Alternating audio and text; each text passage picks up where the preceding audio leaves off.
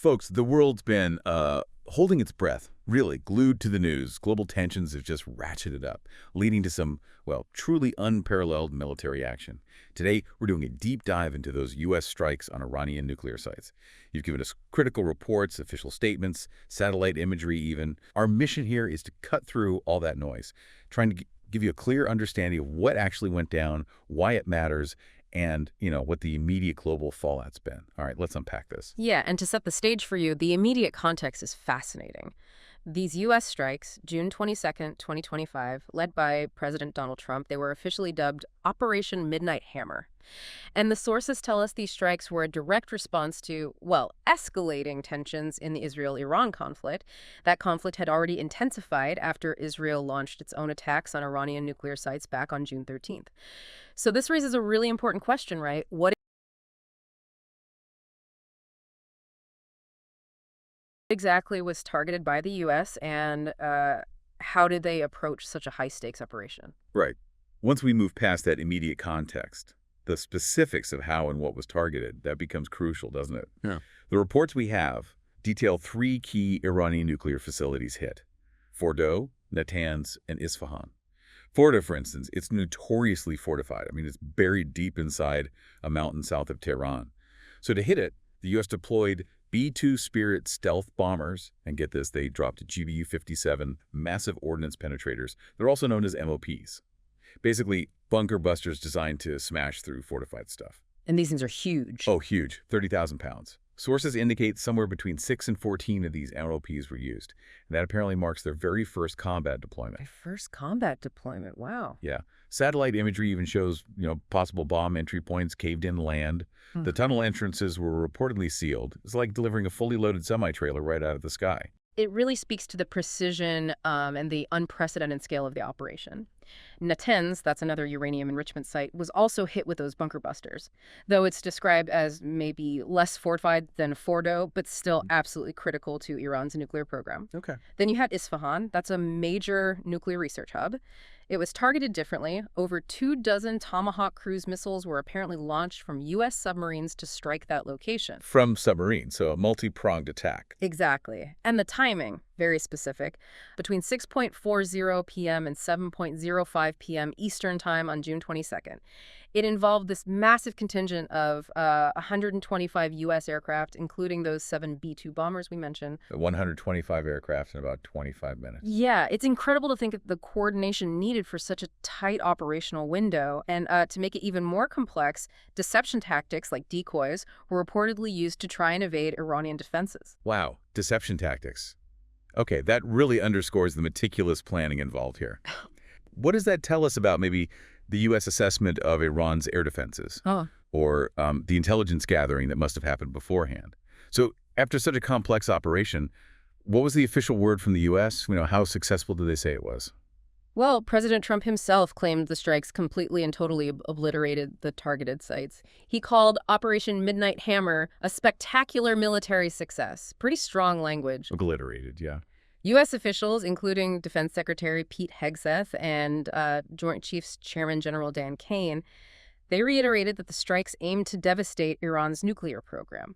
But, importantly, without targeting troops or civilians. And they were clear this was not intended for regime change. Okay, so a focused objective. Right. Trump's stated objective was preventing Iran from developing nuclear weapons. Although, it's worth noting, U.S. intelligence estimates at the time indicated Iran would still need over a year to produce a usable nuclear bomb. That's a very bold claim of obliteration then, and clear objectives from the U.S. side. Were there any immediate questions or skepticism about that assertion, maybe even from intelligence circles, before Iran responded? And speaking of which, what was Iran's reaction to all of this? Well, Iran immediately condemned the strikes, called them a violation of international law, as you'd expect. Their foreign minister, Said Abbas Araki, stated that Tehran reserves all options for retaliation. Okay. The Islamic Revolutionary Guard Corps, the IRGC, also warned of regrettable responses, and Iran promptly delivered a protest letter to the U.S. Via the Swiss ambassador, who handles their diplomatic interests. Yeah. Interestingly, reports also surfaced that Iran had reportedly evacuated the sites before the strikes hit. Evacuated them. Okay, that adds another layer. It does. And as for direct retaliation, Iran launched 2 volleys of missiles, including their advanced Khaibar-Shekan, or Khorramshahr-4 missiles, targeting Israeli sites. So Iran's retaliation was swift. But beyond their response, the crucial question still remains. Just how effective was Operation Midnight Hammer? I mean, did it really obliterate these sites? How much can we actually confirm about the damage? Yeah, that's the key question. Independent verification of Trump's obliteration claim is, well, still pending, while satellite images do confirm damage at Fordow, like you mentioned. Right, the collapsed earth and sealed tunnels. Exactly. But confirming the full extent of destruction on deeply buried facilities like that is incredibly challenging without direct access, which, Iran certainly isn't granting, so that leaves the full long-term impact on Iran's nuclear capabilities uncertain. So potentially a big hit, but maybe not total obliteration. Possibly. Some sources suggest the strikes set Iran's nuclear program back significantly, but it's important to note facilities like the Bushehr nuclear power plant were notably not targeted. Ah, interesting. So a specific scope. Seems so. It indicates a specific, calculated scope to the operation. And the International Atomic Energy Agency, the IAEA, also hasn't confirmed Iran was on the verge of producing nuclear weapons. Iran, for its part, maintains its nuclear program is purely for civilian purposes. Okay, so a definite hit, confirmed damage, but the true picture of the long-term impact is still very much emerging. Beyond the direct damage and the retaliations, what about the wider regional and global reactions to Operation Midnight Hammer? What kind of ripple effect did we see there? Regionally, well, these U.S. strikes followed Israel's own campaign, remember? Operation Rising Lion. Israeli officials had claimed their earlier attacks set Iran's program back by maybe 2 to 3 years. Right. So the Middle East, as you might expect, saw fears of escalation disrupt air travel.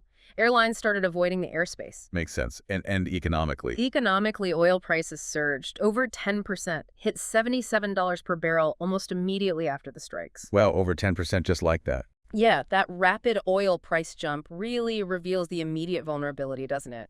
How exposed the global economy is to geopolitical instability in the Middle East. Definitely. And internationally? Internationally, reactions varied. India's Prime Minister Narendra Modi called for de-escalation. China criticized the U.S., saying it damaged its credibility, which sort of reveals the complex geopolitical tightrope states have to walk in these crises. Even a successful military opal can have unintended diplomatic costs. Iran's UN envoy urged the international community to condemn the strikes. And the U.S. itself, meanwhile, issued a worldwide travel advisory for Americans, citing potential anti-U.S. demonstrations. That oil price jump of 10% is pretty dramatic, as you said. Yeah. What does that specific economic impact tell us about the broader global ripple effect here? And beyond the immediate reactions, what about the broader context? Any controversies surrounding the legality or timing of these strikes? Well, this whole situation unfolded amidst stalled nuclear negotiations, particularly after President Trump's 2018 withdrawal from the JCPOA, the Iran nuclear deal. All right, the JCPOA withdrawal looms large here. It does, and this raises an important question for many observers. Some have questioned Trump's authority to order these strikes without congressional approval. It's reignited those debates over presidential war powers and, what precedent such unilateral action might set. That's a perennial debate, isn't it? It really is. And on social media, places like X, critics have already called Trump's obliteration claim an exaggeration, though, of course, official assessments are still ongoing. This has been an incredibly insightful deep dive into Operation Midnight Hammer. Really helpful. We've unpacked the precision strikes against Fordow, Natanz, Isfahan, the advanced weaponry used, those MOPs, differing claims of success, and the immediate sharp reactions from Iran and the wider world. Understanding these specific details, I think, really offers a much richer perspective than just grabbing the headlines. Absolutely. And to summarize that core uncertainty, while satellite imagery confirms damage at Fordow, The full long-term impact on Iran's nuclear capabilities, it remains unclear, precisely because of the challenges of independently verifying destruction on those fortified underground facilities. Right. We also noted that facilities like the Bushehr nuclear power plant were not targeted, indicating that very specific operational scope. And if we connect this to the bigger picture, these strikes occurred amidst stalled nuclear talks post-JCPOA withdrawal. They ignited debates over presidential war powers. It just clearly underscores how a single military operation can reshape geopolitical dynamics, economic stability. Just 10% it'll surge. Exactly. With oil prices surging over 10% in international relations, it really urges critical thinking beyond those initial, sometimes bold claims. Indeed. And that point about Iran potentially evacuating the sites beforehand, that has another layer of complexity, doesn't it? What does that suggest about the intelligence dynamics maybe at play there? So given that and the ongoing global reactions, that worldwide travel advisory from the US, what stands out to you most about how quickly information and misinformation can spread during a crisis like this? And how challenging is it really to discern the true extent of impact from those initial claims? What might the long-term, maybe unintended consequences of an operation like this be for regional stability far beyond its stated objectives?